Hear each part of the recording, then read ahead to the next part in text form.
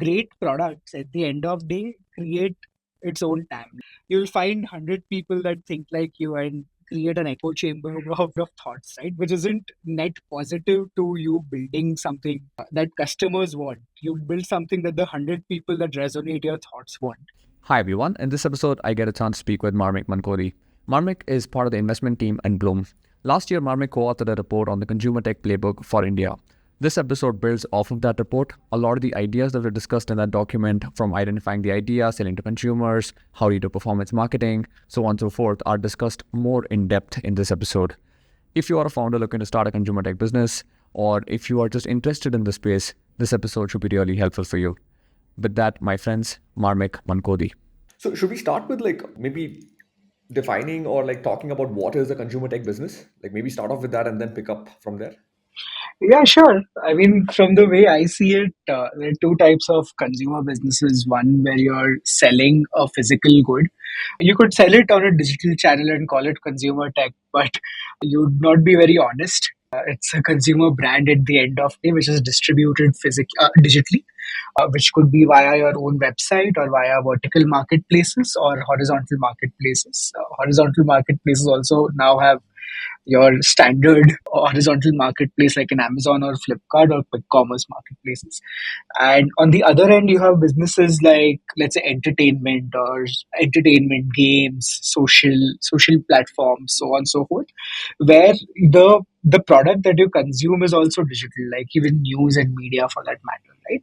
Which are completely digital products which you also consume digitally. So I mean, it's a healthy mix of both businesses because at least when it comes to consumer tech, I would I would obviously classify the second one more over the first, but not taking any credit away from building a consumer brand digitally either.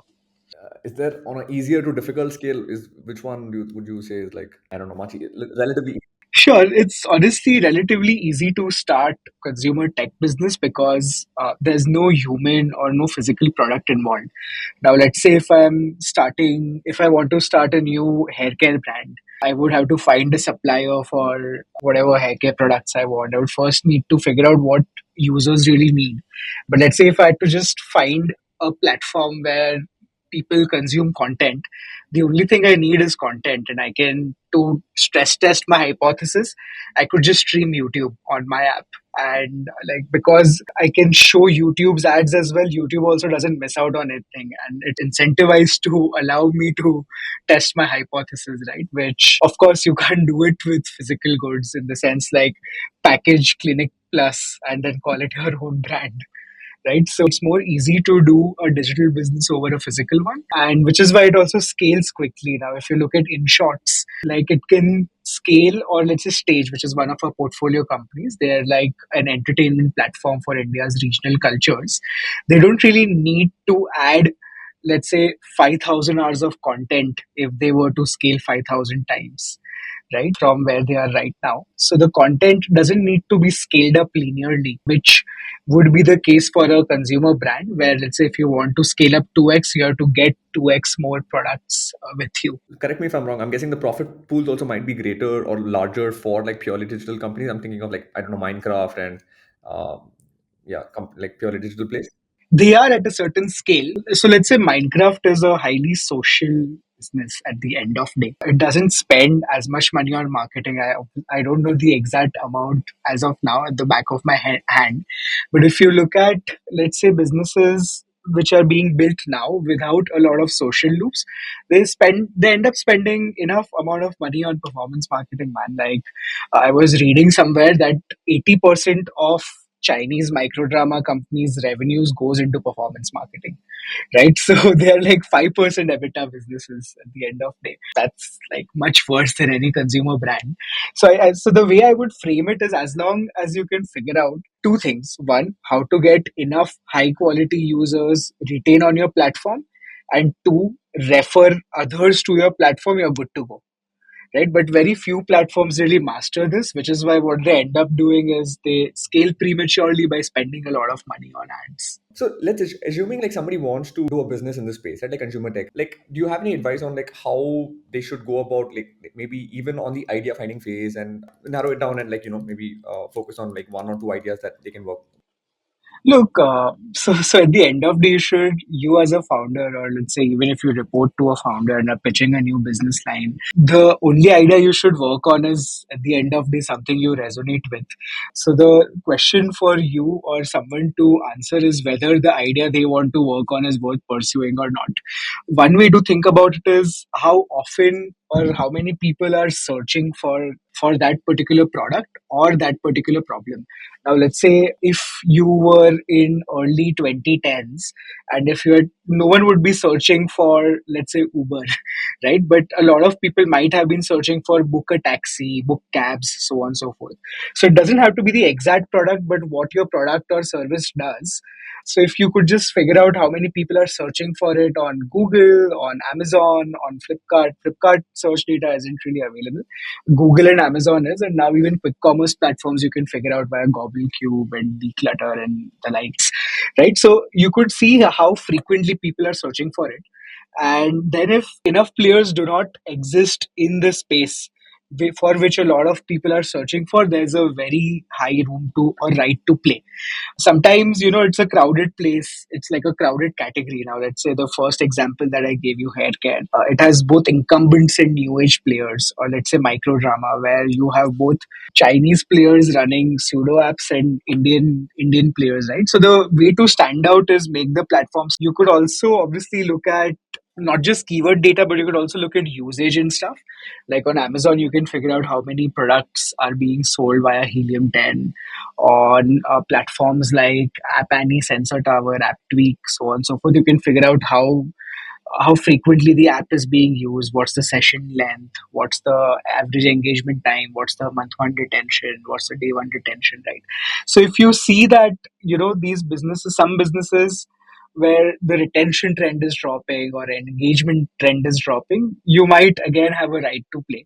But at least you have benchmarks on where your product needs to be when you launch it, considering that it's completely differentiated and you'd be able to attract enough users onto it without spending a lot of marketing dollars. So this feels like a very data-driven approach, right? I'm just curious across, like, not only may not be in your portfolio companies, but at least while talking to multiple players or multiple founders, are you noticing that many people, when before they end up starting up, one of the aspects would be like, we have gone through all the data and we have, this is so and so, like they come prepared with the data deck per se, and then they pitch you. So that is one part of the question. But also, secondly, related to that, I feel before starting up a company, like there are people who will list down, let's say, 200 ideas, and then spend 3 months on like what is the like which has what has the biggest TAM, what will have the most growth. Is that a reasonable approach, or like, or is it more intuitive and maybe a very personal problem that they face? Which one generally has like more either success ratio, or which comes across like more often? Fair. To answer the first question, look, we invest $2 to $5 million. When we do that, like most of the founders who also come to us are prepared, because it would either be their second round of institutional funding, or they would be a very mature second time founder. So they've done the homework. It obviously might not be in the ways that I had mentioned, but something of these sorts exists. And this is actually a better replacement for TAM and growing TAM, I feel, because like the TAM for, again, borrowing an example I'd given earlier, the TAM for booking a taxi online was zero. Before Uber or Lyft came in, right? So great products at the end of day create its own TAM. Like you see consumer brands now that are doing more than, like, let's say 50, 60 crores a month completely online without going offline at all. But traditional wisdom suggests that after 20, 30 crores a month you should start sending your stuff offline, because you're anyway spending marketing dollars, so you built in awareness. But the world isn't the same. That's at least how I would look at it. There will always be a few category defining companies, and which would break all these rules. And at the end of day, if where you're trying to start something, it's a 10-year relationship. So you might as well want to build a category defining company else while do it at all, right? When you mentioned one comment here, I don't know, I'd like your thoughts on this one, is a person would go to Google and from, let's say, from the year 2002 to 2008, even if he would type in, let's say, taxi at my place or whatever, like, quick taxi or something like that. But it would be very difficult to like build a Uber like business, because I mean, Uber was built on the foundations of the on the phone or the app store. So is it fair to say that like category defining businesses or like revolutionary types are built on the foundations of a technological shift? Like in the Uber example, classic is like the move to the app store and the move to the mobile, right?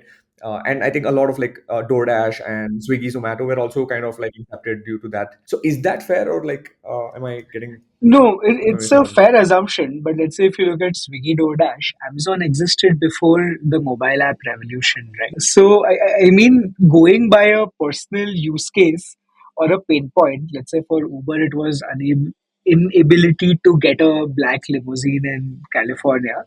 So and like obviously I've never met Travis, but like this is what I've read, right? Like this is the inability to get a limo in California led him to start it. Sometimes you're if it's a problem that you face large that you face very passionately, you can figure out or do a rough back of napkin math and try to build a business around it. The reason, let's say, having an app helps is because you could send a notification without any cost.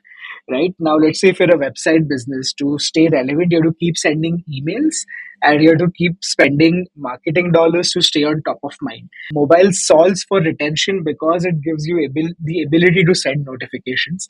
And if you look at most of the phones and operating systems now, notifications are not turned on by default, right? So like building an app business again is moot now with the benefits or with the advantages that existed in 2010. So the value prop, you would always have to evolve over a period of time, but it's a fair point. Like let's say with respect to Uber, one more thing it solves for is accurate location, right? Wherever you are, you don't need access to a computer. Let's say if you're at a restaurant, you don't need access to a computer at the restaurant to really book it.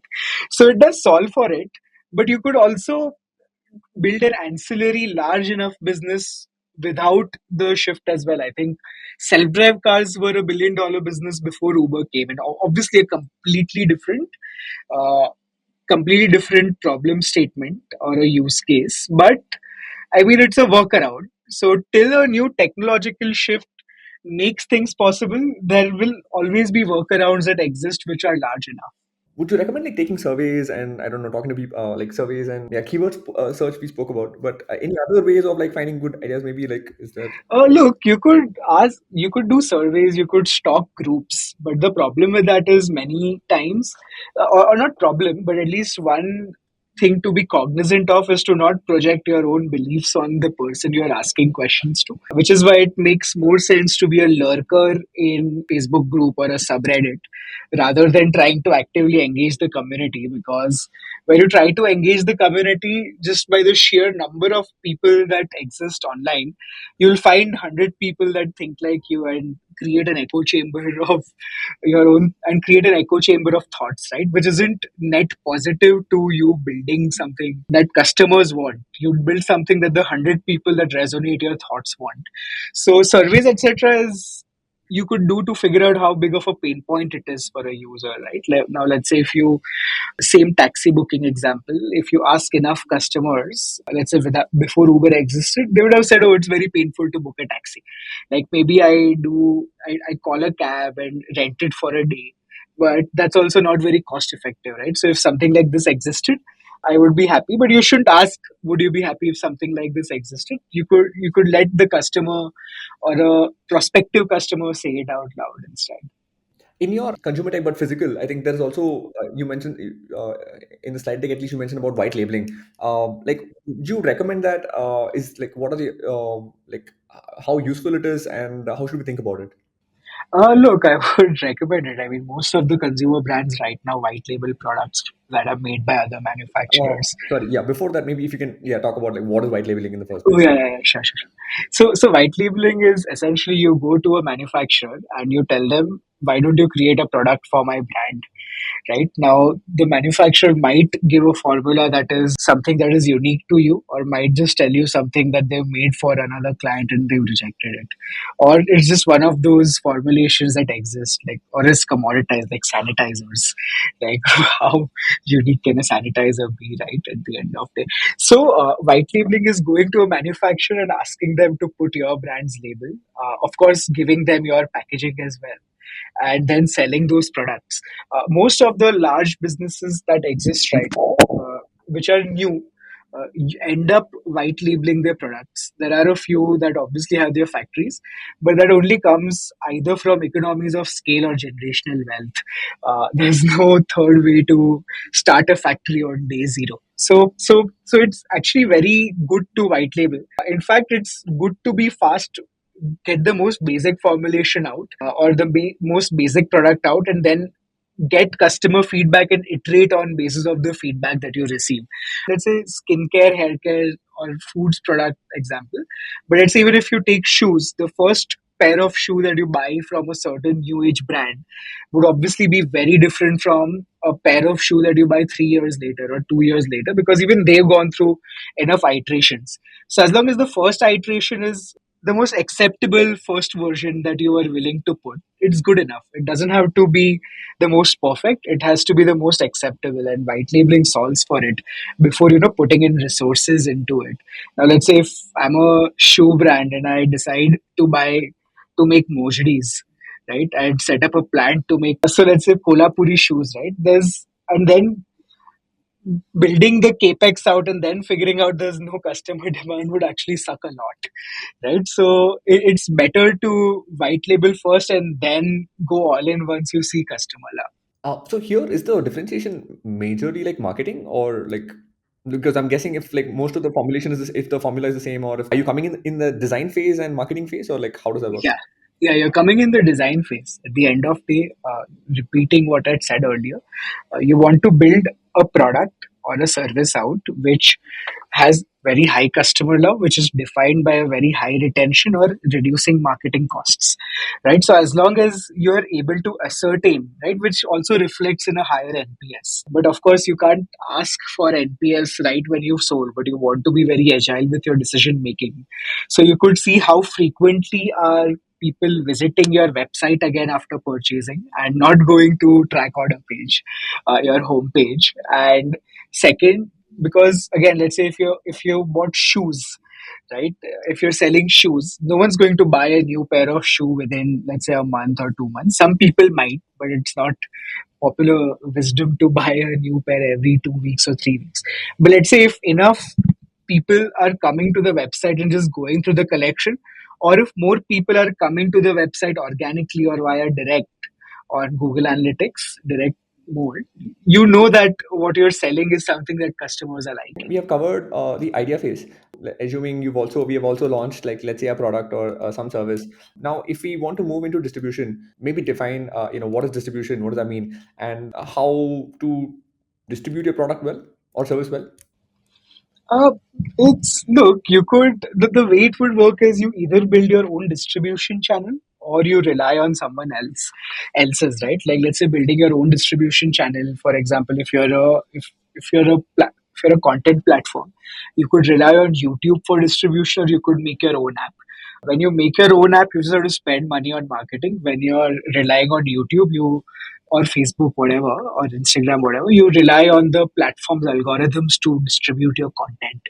Same goes for products, right? Like you either could sell on your own, or you could list on any of the marketplaces where you rely on the marketplace's whims and fancies to really end up helping distribute your product. One thing that has fundamentally changed with respect to distribution, at least for very tech enabled businesses, at least in the 0 to 1 phase or 1 to 10. I mean, this term is just thrown around very loosely, but the way I would put it is up to, let's say, 5 6 crores a month in revenue.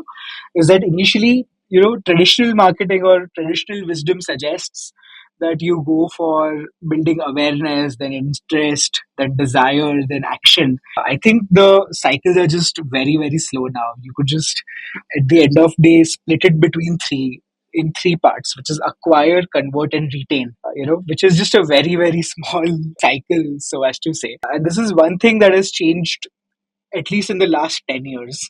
And this might just become even smaller in just acquire and retain, right? Like, let's say when as platforms launch their own shop, like native marketing platforms, like let's say TikTok has TikTok shop. You don't have to convert. It's just on the platform, right? So as long as you're, so the, so then it just becomes a function of two steps in the funnel instead of three. I don't think it'll become shorter than that because user acquisition, retention, create cores or fundamentals of the business until and unless you do a dark pattern and keep them subscribed to your product for a large period of time. But the funnel has been shortened to three and might get shortened to two later on. You mentioned when it comes to distribution, like majorly people might do it, let's say on YouTube or Instagram Reels and all that. Does online or Google search? I mean Google Ads as well. So, am I? Is it fair to assume that most of it is online dominated? If not, are there other tracks where distribution channels which might be more effective for certain categories, or is there a split between categories per se? I don't know. Look, if you're up to 5-10 crores a month in revenue, being just online works until and unless you are focusing on a micro market. So let's say if you're in Mumbai and you're only focusing on Powai, it makes sense to advertise locally, which is on bus stops, hoardings, or society activations. But like there's just a lot of leakage that happens there. But as long as your product overarches a micro market. Let's say as long as it's even if it's a city specific, you would just go online and get enough good results for yourself. That's how I would put it. I think this ties well to the discussion of performance marketing. Yeah. Can I think a lot of what questions, but maybe if you can talk about like what, performance marketing first, and maybe then if we can go a little deep into that. Yeah, sure. Look, any type of media buying that you can directly attribute to a purchase, which is recorded by a platform's pixel or your own analytics tools, is performance marketing. Is how I would define performance marketing. Traditionally, in India, 90-95% of spends happen on Meta and Google, and it'll be very tough to dethrone them as de facto ad spending platforms. It's obviously not impossible, but improbable right now. One reason, they just have a lot of data, right? On user, like every website has a Facebook, which is now a Meta Pixel, or Google Analytics, Google Tag Manager integrated on their website or app. On app, obviously, you have an SDK and not a pixel. But they've been collecting data before data privacy became a thing, and now they can just run models, right, on basis of their past learnings in when in the wild west era of privacy. But yeah, so it's tough. But the basis for this, like, I'll just extend on top of this. It might or might not be a follow up question, but I would mention it any which way. With respect to performance marketing, one thing we get wrong is everyone tries to overanalyze the behaviors of the platform and how much money do you put on an ad, what sort of an ad do you make.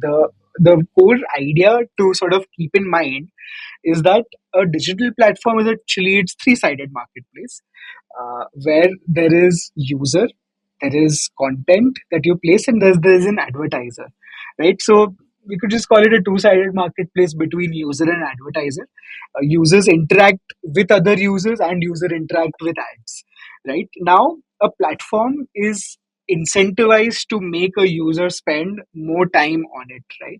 So that it can show you more ads because the more time they spend, the more ads they can show. And the thing with ads is that if they show bad ads, a user is more likely to not spend as much time on the platform. Right now, let's say I'm 32 right now. If I see ads of, let's say, I don't know what school at 18 anymore, but let's say beer pong or whatever, which I obviously cannot do given my age, I'm less likely to just drop off the platform and go to another one because no one's just spending time on one platform at the end of the day, right? So the platform is also incentivized to show the right kind of ads to a user, right? So instead of trying to, so you as an advertiser only have to ensure that you're showing the right kind of ads to the right kind of users that you want to reach out to. And it's as simple as that. But people obviously overcomplicate it by looking at ROAS, by looking at click through rate, hook rate, engagement rate. There's just so many jargon terms. Of course, they're important to know if you're directionally, if you're in the right direction. But I mean, you shouldn't treat them as sacrosanct and the only ways of operating. So this might be a slight digression here, but because you mentioned, I think most of the ad spend happens on, let's say, Meta and Google, and you also mentioned that you don't see that changing anytime soon. Even like the dawn of the AI era is upon us. So even with that, you're seeing you don't think that there's going to be a No, shift, is not it? really. The engagement time of most of the AI content creation apps is like 1/10 of your Instagram or TikTok, right? So, like let's say Sora's engagement time is 7 minutes as opposed to a day. It can always change, obviously. Right now it's 7 minutes. Instagram, TikTok is 70-80 minutes a day, right? So it's tough because advertising dollars only flow where there's attention, right? And like, sure, you're using Chat GPT, but I mean, now I think OpenAI has, or Claude or whatever, now OpenAI has put out their version of trends.google.com, but we still don't know how many people are searching, or that's just not indexed, right? Whereas for Google, you know how many people are searching by tools or even by Google's very own keyword planner, right? But that doesn't exist for your AI apps. So until and unless that exists, even marketers wouldn't have confidence or comfort over the number of impressions they can get or the number of relevant users they can reach out to. So this question is also in reference to the slide deck that you prepared on consumer tech. I'll link to that in the description of the video, by the way. So there was also a slide where I think Temu was shown running about 25,000 ads simultaneously. Can like are there any lessons from this, or like in the sense that like any rule of thumb on how many ads, like let's say not Temu but let's say a small startup should be able to run, and how they should iterate based on like metrics that they are chasing or that they are evaluating? Look, there's no right answer to it. I preferred having four ads in an ad set, two ad sets in a campaign.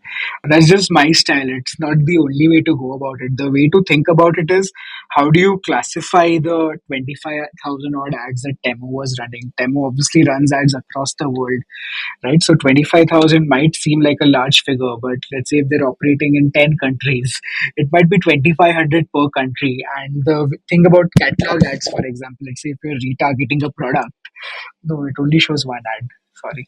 But the thing is that, let's say if you have a very wide enough catalog, you can show those catalog specific ads to people who might use it. Now, Temu attracts someone who wants to buy fashion as well as DIY tools, as well as anything that you can get for cheap. Mostly fashion and DIY tools, from what I can understand, right? But even DIY tools could be with respect to home and improvement, kitchen, office, education, stationery, so on and so forth, right? And the audience for each of these tools is very different.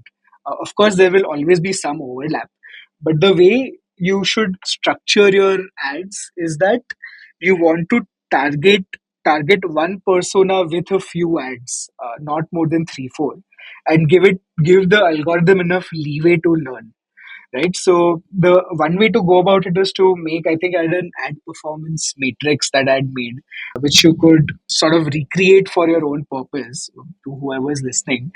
But essentially, what it does is you split into two axes. One where you put the type of video, which is it a static ad, is it a carousel, is it a video or a reel, is it a post or a story of sorts, right?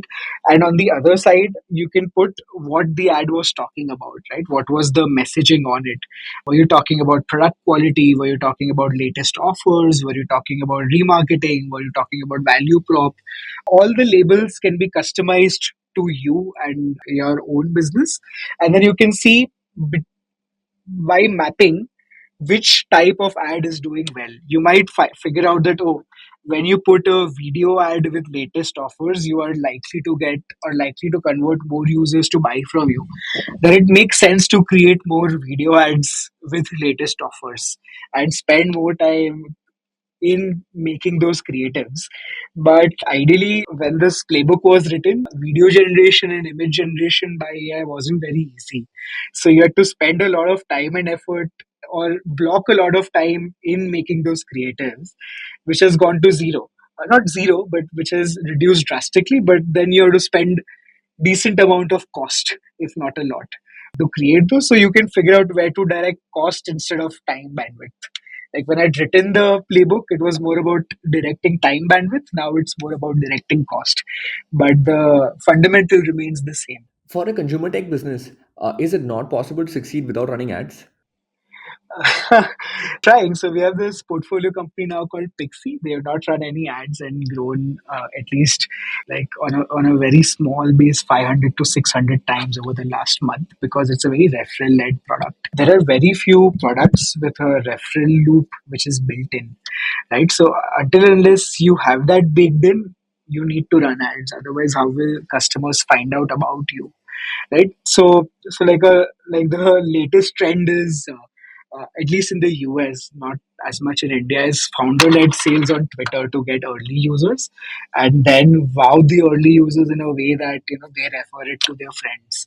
But it works in the US, doesn't work as well in India. If it did, yeah, Why, sorry, you were saying something. why so? Why so? No idea. Psychology, I guess. Okay. It's not that founders haven't tried, but it just doesn't work as well.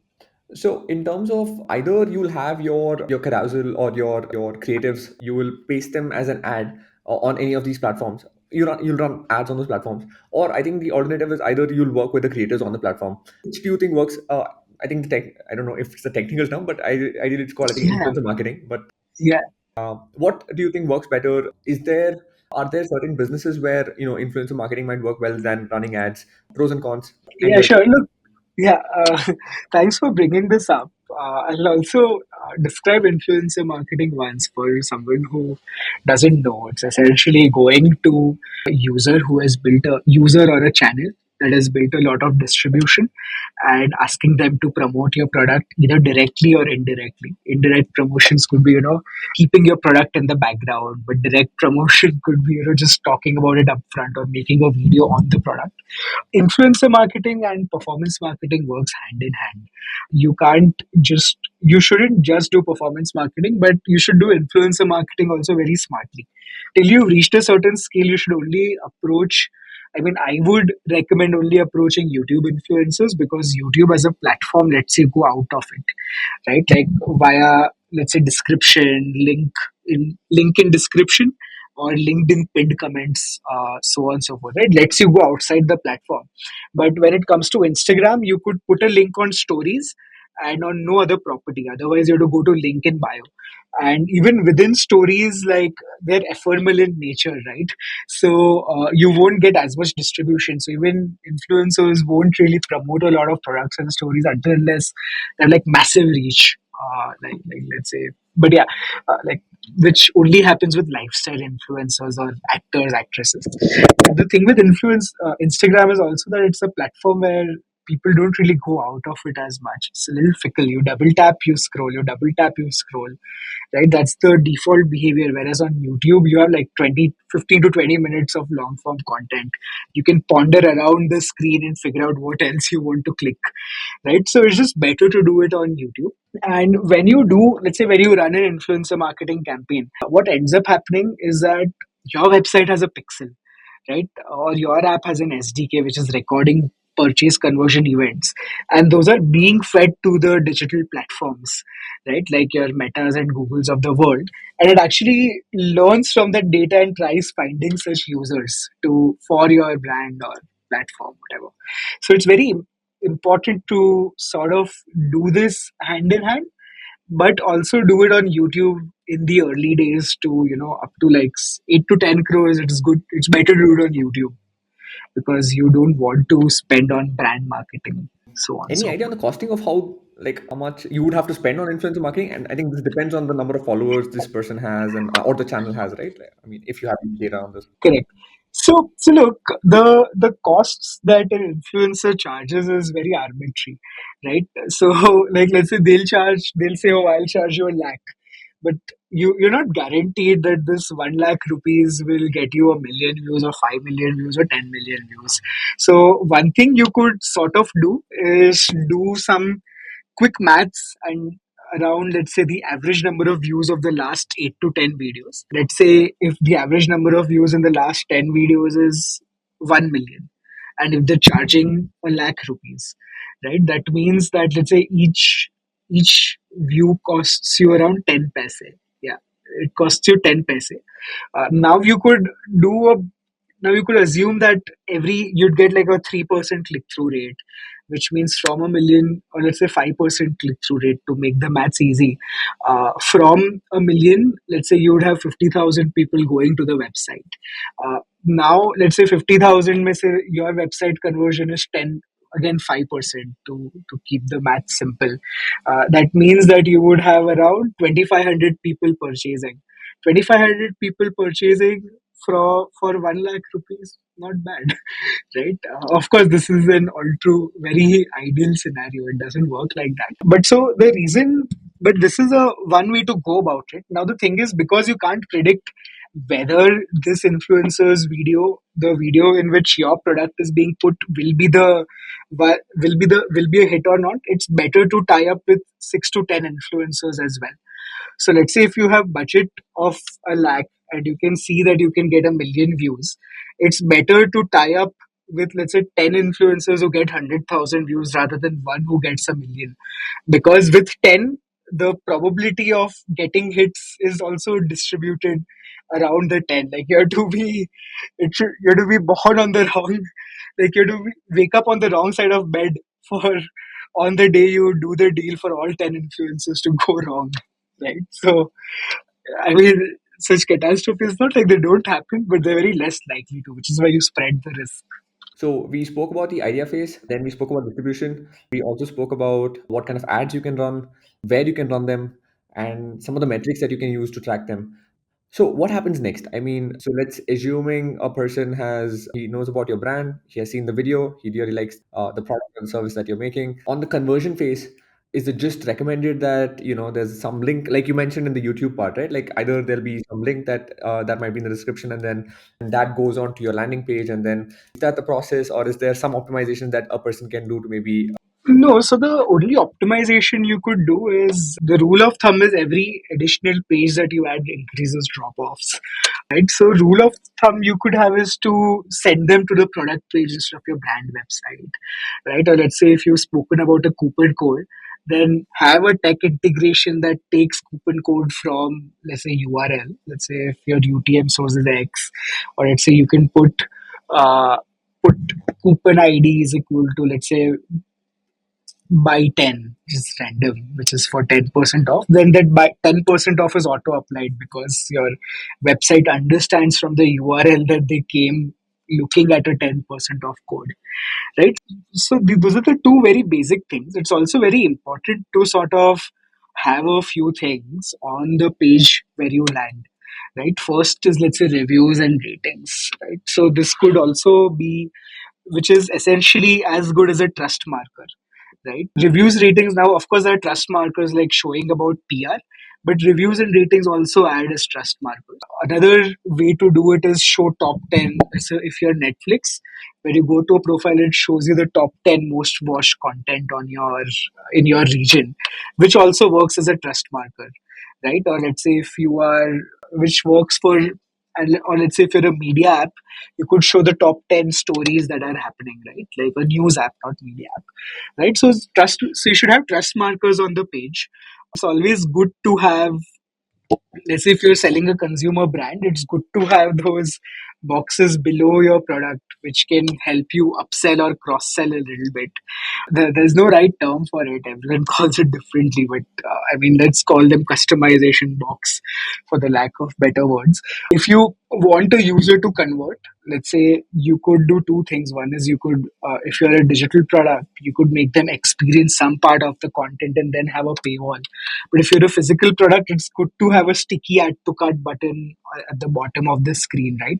So that even when you scroll, the add to cart button doesn't go away. Because let's say if they miss the add to cart button, at least 5 to 6% of users won't go up to search for add to cart again. They're like, screw it. Let me go back to Instagram or YouTube wherever I was earlier. Right? You've lost the user, which you don't want. And it's always obviously good to have your value proposition clear throughout, at least in the first 2 3 folds. Right now, if you have a carousel on the page, right where they land, what you'll see is that people who engage with the carousel are very likely to convert. That's because they're engaged. There's no, it's correlation, it's not causation. That them going through carousels obviously doesn't mean make them convert higher. It's correlation. So you could then put good value prop etc in the second or third box in your carousel, right? So that you convert people who are more likely to convert. So these basics are good enough to sort of uh, get a user convert when they come from the ad. From all that, from this framework that we've spoken about, what are like some of the mistakes that you see founders making while trying to scale their businesses from, let's say, 0 to 1, either by running ads or various other methods that they might think are effective? In general, what are there any deep, like, you earlier also you mentioned that there was this 5 step framework of acquire and desire, and then which has now gone down to 2, where you think that there are founders who are operating in like the like in an old era where like things have completely moved on, but they're still. Do you see any mistakes like that in the kind of framework that you spoke about? No, not too much. Those mistakes end up happening on spending money, not on converting users, where they might spend money on, let's say, engagement ads. But when you, which is like, let's say, post engagement ads. But the problem with post engagement ads, if you go back to the place where I spoke about incentives of the platform and the users. If you're running an engagement ad, the platform is incentivized to show your ads to people who press like button, not people who purchase. And they have enough data on who purchases, right? So you should just run purchase ads, at least in the early days. Even in the later days, I think it works. It works till 35 crores a month in scale. After that, I don't know. Maybe, may not be. I've quit the companies at that scale. But yeah, so that's one. Another rookie mistake that a lot of people do is they rely on discounts and fear of missing out on the landing page.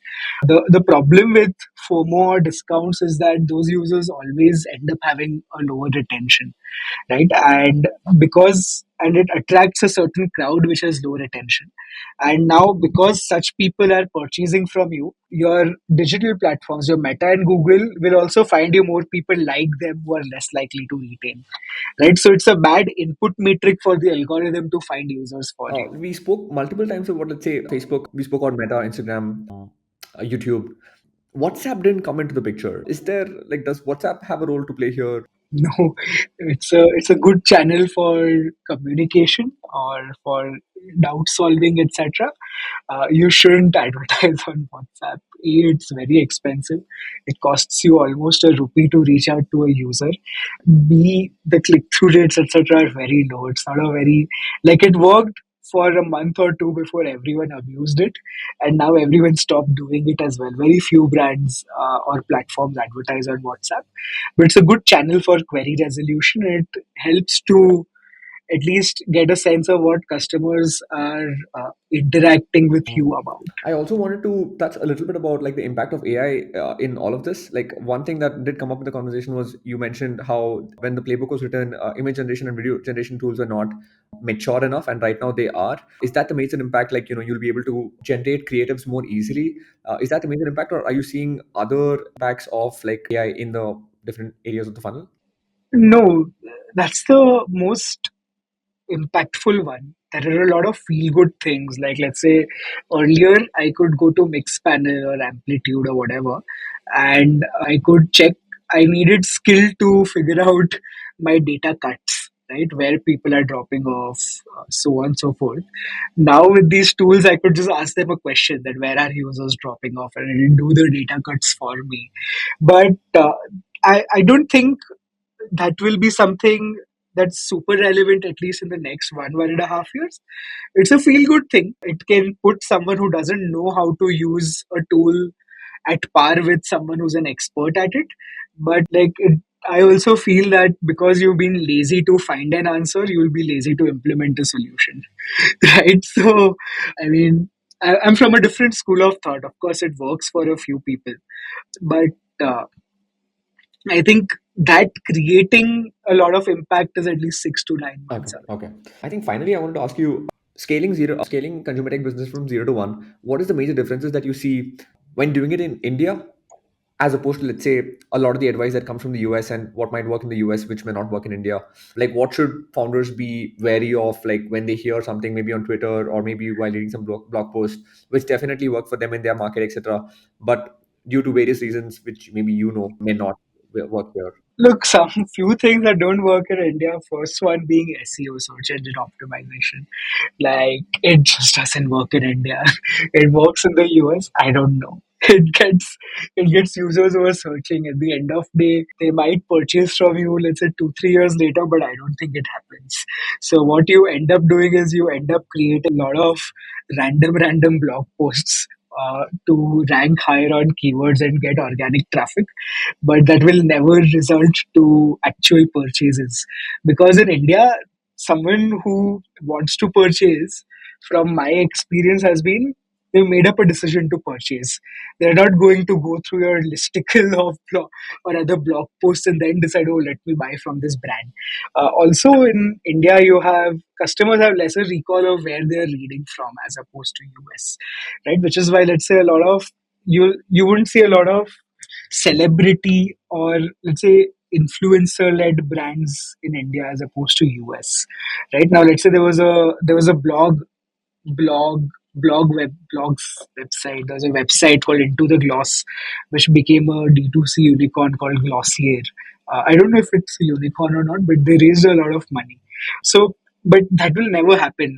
Like India's blog was Men's XP, and I don't think Men's XP is like a 2 3 thousand crore rupee a year D2C business or a consumer brand business, because someone who reads is not someone who's going to consume.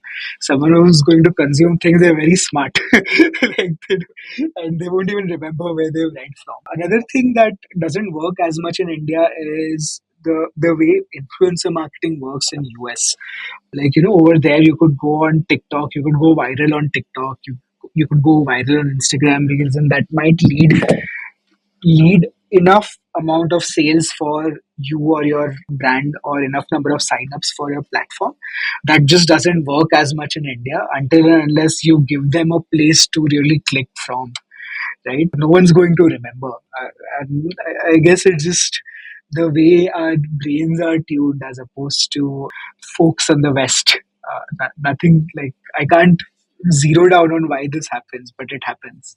My final question, even though I said the last one was the final one, is it a worthy or invest time to get into Shark Tank India to advertise your product? I have no strong opinions for or against it.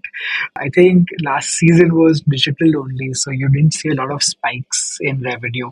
But let's say if you're confident that your product can retain these users, you should go there because it's a distribution channel at the end of day, right? So if you're confident that customers will love your product and they'll keep ordering from you over and over again, you should go to as many channels, distribution channels as you can. Shark Tank being one. On that note, Marmik, thank you so much for taking the time. I really appreciate it. Thank you.